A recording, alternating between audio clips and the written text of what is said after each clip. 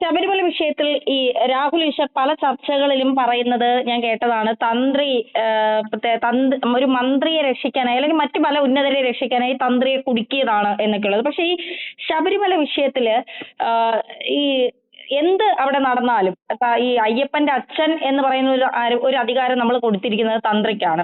തീർച്ചയായിട്ടും ഒരു ചെറിയ കാര്യം അവിടെ നടന്നാലും അത് അറിയേണ്ടത്, ശബരിമല ക്ഷേത്രവുമായി ബന്ധപ്പെട്ട ഒരു ചെറിയ കാര്യം നടന്നാലും അത് അറിയേണ്ടത് തന്ത്രിയാണ്. അപ്പൊ എന്താണ് രാഹുൽ ഈശ്വർ ഈ തന്ത്രി അനുകൂലിക്കുന്നതിലൂടെ ഉദ്ദേശിക്കുന്നത് എന്താണ്? 2025 നടന്ന വെളിയിൽ വന്ന സ്വർണ്ണക്കൊള്ള 2019 എങ്ങനെ തന്ത്രി മുൻകൂട്ടി കാണും? 2025 ഭാരം നോക്കി തൂക്കം നോക്കി സ്വർണം പാളികളെ കുറിച്ച് ഹൈക്കോടതി കണ്ടെത്തിയ കാര്യം 6 വർഷം മുമ്പ് തന്ത്രി എങ്ങനെ മുൻകൂട്ടി കാണുമെന്നാ പറയണേ? തന്ത്രി അറിയാതെ ശബരിമലയിൽ ഒരു ഇല പോലും അനങ്ങില്ല എന്നാണ് പലരും പറയുന്നത്. തന്ത്രി എന്താ മരം വല്ലോ ആണോ ഈ ഇലകളെ കുറിച്ചെല്ലാം അറിയാൻ?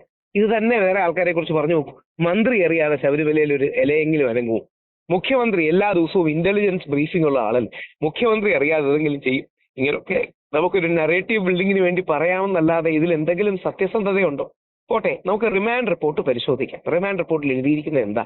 ദേവന്റെ, അതായത് അയ്യപ്പന്റെ അനുജ്ഞ വാങ്ങിയില്ല, താന്ത്രിക ആചാരങ്ങൾ പാലിച്ചില്ല തുടങ്ങിയ കാര്യങ്ങളാണ്. ഇത് SITയോട് ആര് പറഞ്ഞു? SIT അയ്യപ്പന്റെ മൊഴി എടുത്തോ? അങ്ങനെ ചെയ്തോ ഇല്ലയോ എന്ന് പറയാൻ SITക്ക് എന്താണ് അധികാരം? Source of information